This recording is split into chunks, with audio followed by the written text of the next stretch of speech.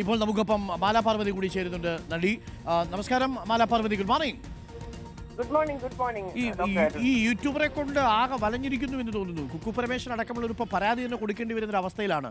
ഇയാളൊരു പൊതുശല്യമായി മാറുകയാണോ AMMയെ സംബന്ധിച്ചിടത്തോളം? ഈ മാഫിയ സംഘത്തിന്റെ ഭാഗമായി ഇയാൾ മാത്രമല്ല, ഇയാളെ വെച്ചും മറ്റേ ആളുകളെ വെച്ചുമൊക്കെ ഈ ഒരു അധോലോക സംഘം അവിടെ പ്രവർത്തിക്കുന്നുണ്ടെന്നാണ് മനസ്സിലാക്കുന്നത്.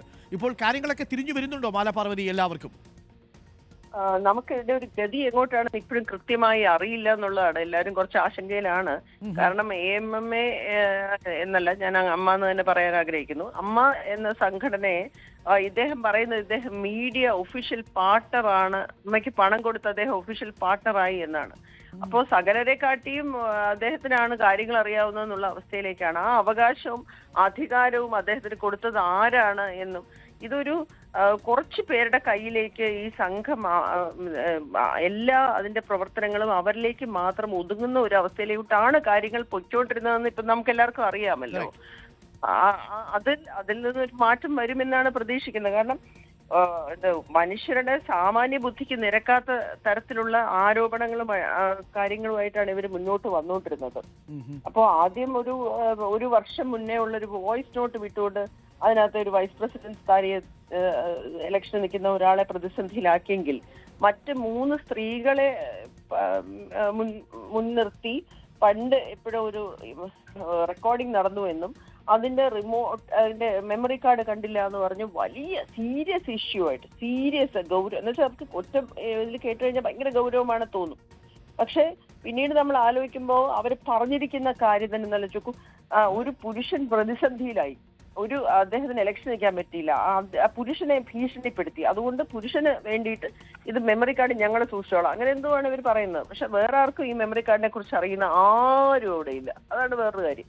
ഈ മെമ്മറി കാർഡ് ഫംഗ്ഷൻ നടന്നില്ലെന്ന് ഞാൻ പറയുന്നില്ല, ഫംഗ്ഷൻ നടന്നതിനെ കുറിച്ച് എല്ലാവർക്കും അറിയാം. പക്ഷെ മെമ്മറി കാർഡിനെ കുറിച്ച് വേറൊരു അന്വേഷണം ഇതുവരെ വന്നില്ല. ഞാൻ ആ സ്ഥലത്തുണ്ടായിരുന്നില്ല. മൂന്നാമത് അതും എല്ലാം ഈ യൂട്യൂബറാണ് പുറത്തുവിടുന്നത്. മൂന്നാമത് ശ്വേതയുടെ വിഷയമാണ് വന്നത്. അത് കേരള സമൂഹം ഞെട്ടി. ഇതെന്ത് ഇങ്ങനെ ഒരു ലോകത്തില്ലാത്തൊരു കേസ്, അതിന്റെ പിന്നിലും യൂട്യൂബർ ഉണ്ട് എന്ന് ചിലര് പറയുന്നു. അപ്പൊ ഇത് എന്താണ് ഇദ്ദേഹത്തിന് വേണ്ടത്? ഇയാളെ ഒന്നും വെച്ചുറപ്പിക്കാൻ പാടില്ല മാലാപാർവതി. ഇത് ചാണകൊടിച്ച് ആ പരിസരം വൃത്തിയാക്കേണ്ട സമയം കഴിഞ്ഞു. ഞാൻ ആ കേസ് നോക്കിയപ്പോഴേ ഇയാളുടെ പിന്നിലൊക്കെ വേറെ 1-2 യൂട്യൂബർ ആൾക്കാരെയൊക്കെ ചേർത്താണ് ഈ സംഘടിതമായ ആക്രമണം. മാത്രമല്ല നടൻ മമ്മൂട്ടിക്കെതിരെയല്ലേ ആരോപണം ഉന്നയിച്ചിരിക്കുന്നത്. അപ്പൊ ശ്വേതക്കെതിരെ ആരോപണം ഉന്നയിച്ചു. നടൻ ശ്വേതക്കെതിരെ അശ്ലീല രംഗത്തിൽ അഭിനയിച്ചു എന്ന് പറഞ്ഞാൽ ആരാ അതിനകത്ത് അഭിനയിച്ചിരിക്കുന്നത്? പലരും കാണിക്കുന്ന സിനിമയിൽ അഭിനയിച്ചിരിക്കുന്നത് വളരെ ക്രിയേറ്റീവായിട്ട് അഭിനയിച്ചിരിക്കുന്ന മമ്മൂട്ടി എന്ന് പറയുന്ന നടനല്ലേ? ആ നടനെ കൂടി അപമാനിക്കുന്ന തരത്തിലല്ലേ ഈ പെരുമാറിയത്? അഭിനയ കാര്യത്തില് നമ്മളൊരു റെഫറൻസ് ആയിട്ട് വെക്കുന്ന ഒരു പടം കൂടിയാണ് പാലേരി പാടി 3 ക്യാരക്ടേഴ്സ് ചെയ്ത്. അതിനെയാണ് ഇവർ ഈ ആക്ഷേപിക്കുന്നത്. സിനിമ അശ്ലീല സിനിമയാണെന്നൊക്കെ പറയണമെങ്കിൽ ഇവരുടെയൊക്കെ തലയ്ക്ക് എന്താണെന്ന് നമുക്ക് മനസ്സിലാവാത്തത്. ഒരിക്കലും നമുക്കൊരു ഇന്റർനാഷണൽ ക്വാളിറ്റിയിലേക്ക് പോകാനേ പറ്റൂല. നാളെ ദിവ്യ പ്രഭയ്ക്ക് എന്ത് സംഭവിക്കാൻ പോകുന്നു ഞാൻ ആശങ്കപ്പെടുന്നു.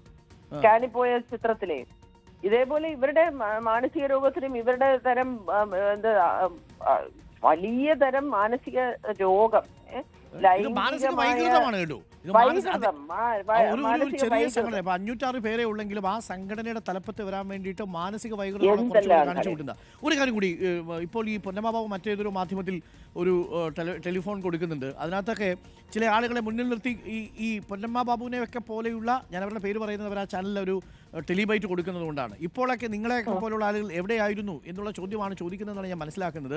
ഈ ശ്വേതാ മേനോനും കുക്കു പരമേശ്വരനും അനുകൂലമായിട്ട് സംസാരിക്കുന്നവർക്കെതിരെയാണ് ഇവർ സംസാരിക്കുന്നത്. എന്താണെന്ന് ഞാൻ കണ്ടിട്ടില്ല. പക്ഷേ എനിക്ക് അറിയേണ്ടത് ഇത്രയേ ഉള്ളൂ, ഇവരെയൊക്കെ മുൻനിർത്തി ഈ പൊന്നമ്മാബാബുവിനും ഉഷാ ഹസീനയ്ക്കൊന്നും ഇത് തിരിച്ചറിയാനുള്ള ശേഷിയില്ലേ ഈ സിനിമ തകർക്കാൻ വരുന്ന ഈ ആൾക്കാർ? അല്ലല്ല, അവരൊരു ഗ്രൂപ്പിന് ഭാഗമായിട്ട് പറയുന്നതല്ലേ. അവര് ബാറ്റ് ചെയ്യാണ്. ഇന്നലെ എല്ലാ ചാനലുകാരും പറഞ്ഞു ശ്വേതയുടെ വിഷയം വന്നപ്പോ ഇവരെ ബൈറ്റ് എടുക്കാൻ വിളിച്ചു എന്ന്. ആരും തയ്യാറായില്ല പോലും സംസാരിക്കാൻ. അവര് സ്ത്രീ പ്രവർത്തകരാണ് അവരുടെ. എനിക്ക് ഒരു കാര്യം ഡോക്ടർ അരുൺ പറയാനുള്ളത്, ഇവര് ചെയ്തിട്ടുള്ള ഏറ്റവും വലിയ സ്ത്രീ പ്രവർത്തനം എന്താണെന്ന് അറിയാമോ? 6 ടണ്ണനും ജയിലിലാക്കിയെന്ന്. സർട്ടിഫിക്കറ്റ് വേണ്ട, പുള്ളിയുടെ അവസ്ഥ അറിയാൻ. സർട്ടിഫിക്കറ്റ് വേണ്ട, കണ്ടാൽ മതിയാവുന്ന പുള്ളി ഏത് അവസ്ഥയിൽ ജീവിക്കുന്ന ആളാണ്, എന്താണ് അദ്ദേഹത്തിന്റെ പ്രശ്നം. അദ്ദേഹത്തിനെ ജയിലിലാക്കി എന്നുള്ളതാണ് ഇവര് പറയുന്ന സ്ത്രീകൾക്ക് വേണ്ടി പ്രവർത്തിച്ചതിന്റെ ഒരു ഉദാഹരണമായി അവർ മുന്നോട്ട് വെക്കുന്നത്. അപ്പോ ആറാട്ടണ്ണനാണ് മലയാളത്തിലെ കേരളത്തിലെ സ്ത്രീകളുടെ അനുഭവിക്കുന്ന പ്രശ്നങ്ങൾക്ക് ഒരു ഒരാള് ആറാട്ടണ്ണനെ പിന്നെ ജയിലിലാക്കിയോടുകൂടി സിനിമാ രംഗത്തെ സ്ത്രീകൾക്ക് ഒന്നും ഇനി പ്രതിസന്ധിയില്ല, ഒരു പ്രശ്നമില്ല, എല്ലാവരും സുരക്ഷിതരാണെന്ന്. മനസ്സിലായി. വിചിത്രമല്ലേ, ആലോചിക്കും, വിചിത്രമല്ലേ, ആലോചിച്ച് നോക്കത്. എനിക്ക് മലയാളത്തെ കുറിച്ചൊക്കെ ഈ പൊന്നമ്മാവൊക്കെ പറയുന്നത് മാധ്യമ ശ്രദ്ധ കിട്ടാൻ വേണ്ടിയാണ് ഇത്തരം അഭിപ്രായ പ്രകടനം നടത്തുന്നത് എന്നൊക്കെയാണ് അവർ പറയുന്നതെന്നാണ് കേൾക്കുന്നത്. കുറെ നാളുകൊണ്ട് പറയാണ് ഇവർക്ക് എന്ത് അർഹത, ഇവരെ എന്തിനാണ് സംസാരിക്കുന്നത്, ഞങ്ങൾ അവരെ വിളിച്ചില്ലല്ലോ, എന്റെ പേര് പറഞ്ഞതുകൊണ്ട് ഞാൻ അവരുടെ പേരും പറയും.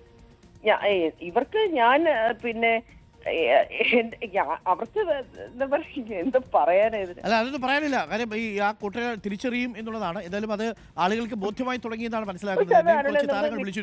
ഒരിക്കലും ഡോക്ടർ ഇത് വിറ്റ് കളയാൻ പറ്റത്തില്ലാത്ത ഒരു കാര്യമാണ്. ഈ പോരാട്ടം ഇപ്പോൾ വിട്ടാൽ തീർന്നു. ഈ സംഘടനയും ഇല്ല, ഈ സംഘടനയിലുള്ള താരങ്ങൾക്കുള്ള ആത്മാഭിമാനവും ഇല്ല, സ്ത്രീകൾക്കുള്ള അന്തസ്സും ഉണ്ടാവില്ല. അതാണ് കൃത്യം. അതെ അതെ, അതിൽ ഇവരൊക്കെ വിളിക്കുമ്പോ തന്നെ കാര്യം അന്വേഷിക്കാതെ ഒരുപാട് വലിയ വാർത്തയാക്കിയ ആൾക്കാരും ശ്രദ്ധിക്കണം ഭാവിയിൽ വരുന്നത്. മാർട്ടിൻ മേനാച്ചേരി അതും വാർത്ത. അതൊന്നും ആലോചിക്കുക, ഒറ്റ കാര്യമുള്ളൂ. അതിന് ആ കേസിന് പിന്നിൽ പ്രവർത്തിച്ച ആള് എത്രമാത്രം വൈകൃതമുള്ള ആളാണ്, അവരെയൊക്കെ പിന്തുണയ്ക്കുന്നവരുടെ മനോനില എന്താണെന്ന് അറിയിച്ചാൽ മതി. താങ്ക് യു മലപർവതി ചേർന്നത്.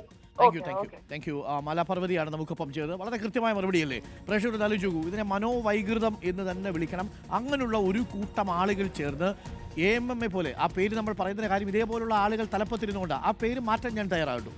എപ്പോഴാണോ ഇതിന് ആത്മാഭിമാനമുള്ള നടികൾക്കും ചലച്ചിത്ര താരങ്ങൾക്കും ആത്മാഭിമാനമുള്ളൊരു നേതൃത്വം അതിൻ്റെ മുൻപിൽ ഉണ്ടാവുക, പീഡകരല്ലാത്തവർ, ആരോപണ വിധേയരല്ലാത്തവർ അവിടെ വരിക, ആ സമയത്ത് നമുക്ക് ആ പേര് അമ്മ എന്ന് തന്നെ നമ്മൾ വിളിക്കും. ഇപ്പോൾ നമ്മൾ വിളിച്ചു കഴിഞ്ഞാലുള്ള കുഴപ്പം, ഇതേപോലുള്ള താരങ്ങളാണ് അതിനകത്ത് നിയന്ത്രിക്കാൻ വരുന്നതെങ്കിൽ ഈ പറയുന്ന മനോവൈകൃതമുള്ളവരുടെ സംഘടനയെ ആ മനോഹരമായ പേരിട്ട് വിളിക്കാൻ നമുക്ക് ബുദ്ധിമുട്ടുണ്ട്.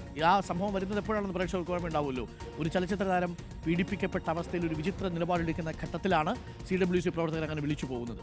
അതുകൊണ്ടാണ് നമ്മൾ ആ പേര് അങ്ങനെ വിളിക്കുന്നത്. അതല്ലാതെ ഈ 506 പേരിൽ ഭൂരിപക്ഷം 98% ആളുകളും വളരെ നീറ്റായിട്ടുള്ള മനുഷ്യരുണ്ട്. പക്ഷേ ഈ കുഴപ്പമുണ്ടാക്കുന്നവർ ഈ തരം ചില ആളുകളുണ്ട്.